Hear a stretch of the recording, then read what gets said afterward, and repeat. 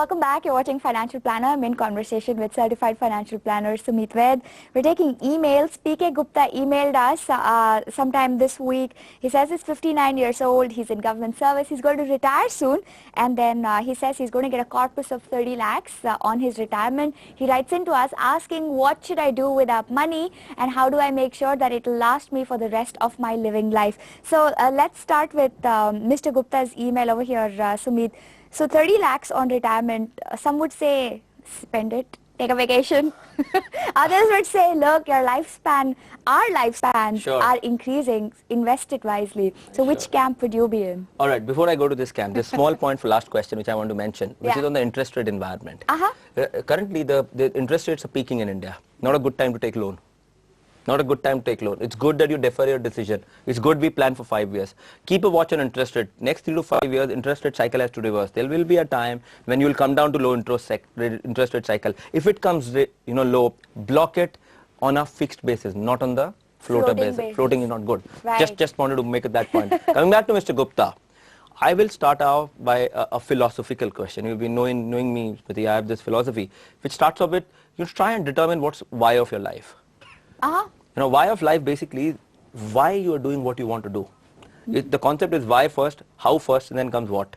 Now, what it does is, let's say I am at the stage of Mr. Gupta and I've retired, I've got 30 lakh rupees lying, I'm in a government servant. Now, government servant means my pension is taken care of. Right. Okay. Yeah.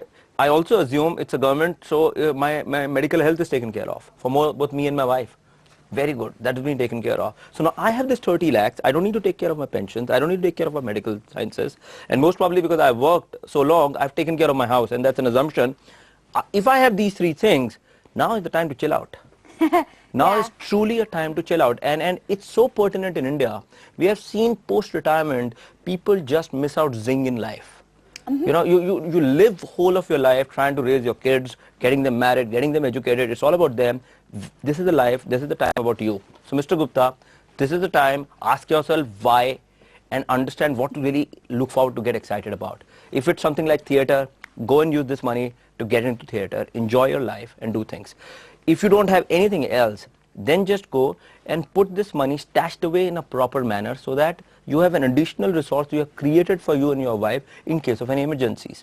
So the best way to do for that is try and put this money into a liquid investments. What are liquid investments? Okay, now liquid, I'm highlighting in the case of retirement is, most of the time we see that retirement, when people in order to get a monthly income, they go and buy an annuity product offered by most of the time insurance companies, and now there's many a day endowment plans also offer some kind of money back kind of a scheme. Your money will multiply so much. Now the problem with those is those are illiquid. Those are good investments, they're not bad. And especially in this case where you have a potential pension, why do you need to plan for monthly income coming in? You don't need technically, So you need to go and invest money in a liquid kind of investment which is generating long-term returns. So a combination of debt and equity. Also, in case of any emergencies, if you need money, you can withdraw at any point of time.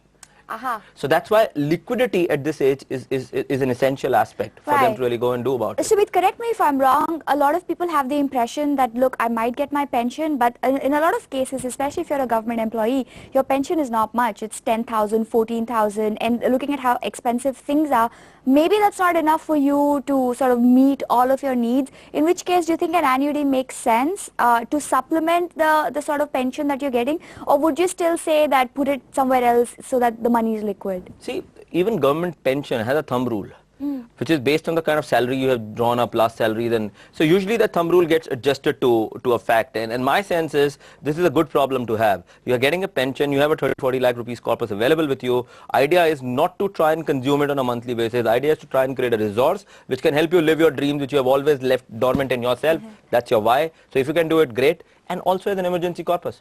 If you need some money some month, you have the money. Go get in, get out. Otherwise, try and live within pension and the medical insurance you have got. But why of life, very important.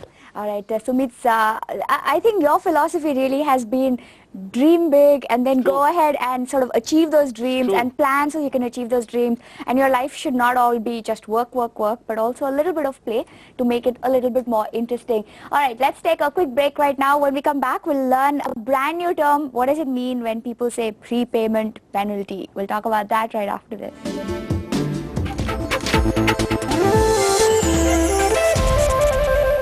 Welcome back. You're watching Financial Planner. Now, every single show we try and talk about one term that sounds very complex, but then more often than not, it's just highfalutin speak, just jargon. We don't like jargon out here, so let's talk about a jargony term, prepayment penalty. What does it mean? As the word is penalty, I think it's a penalty for taking loan. It's a penalty for taking a loan? In a lighter way, I'm trying to explain. You know, loan sounds very good when you're taking it, and it becomes really a pain when you're trying to give it back. So it's one of those problems, you know, when you try and repay your loan, if you try and repay it earlier than the, agreed tenure, the organization or the institution which has given you loan is saying, hey, I don't need your money early. But why? I mean, isn't that a good thing? I mean, from my side, it's a good thing. I have the money. I want to pay back the organization. So why won't the organization take it? See, when an organization has given you a loan, for them it's a business. Yeah. And they've calculated their return certain over a period of time, and they have cost of borrowing. Many a time, in order to entice customers, they come up with various schemes whereby initially they want to charge you lower interest, and at a later point they were supposed to charge you higher interest. Now, before they even make money, you come back and they take your mony back. Say, I'm not going to like it. They don't like it at all. They don't like it either. So that's the reason it is. But I think even our regulators are getting aware about it. As of my understanding, within housing finance or housing loan market, I think this prepayment penalty is becoming and will become a very redundant concept very soon, because there people are saying, I'm taking loan for 25 years. If I come back to you after 15 years and pay it back, why should you charge me? Right. So I think there is this whole wave, or this is a perspective which is just coming regulator saying, please don't charge it. But for people to really understand what prepayment penalty means is that when you try and prepay your loan back, there is a certain penalty which ranges from anywhere between 0.25% to 2%. Oh, okay, and that amount? That's true. That's a lot of money, Huge amount of money. And it really pinches you. Is this only on home loans? Is this on car loans, education loans? What sort of loans will I be penalized for? It can be technically on any kind of loan, provided you read your agreements when you sign up loan very easily. Oh, you really? have to, and my sense is you can bargain on this, and it works. So if you're a customer, you can go and put your foot down. I'm not going to give you any prepayment penalty, and it works. Oh, you can actually haggle with your bank about this? Can. Won't they get cross about this and say, well, look, you're haggling about this, we won't give you the loan? Or because they're so eager to have customers that they might negotiate and maybe bring down the terms of those penalties? See, one might be the eagerness. The other is, in a way, you're trying to give bank a very strong sense of your financial health.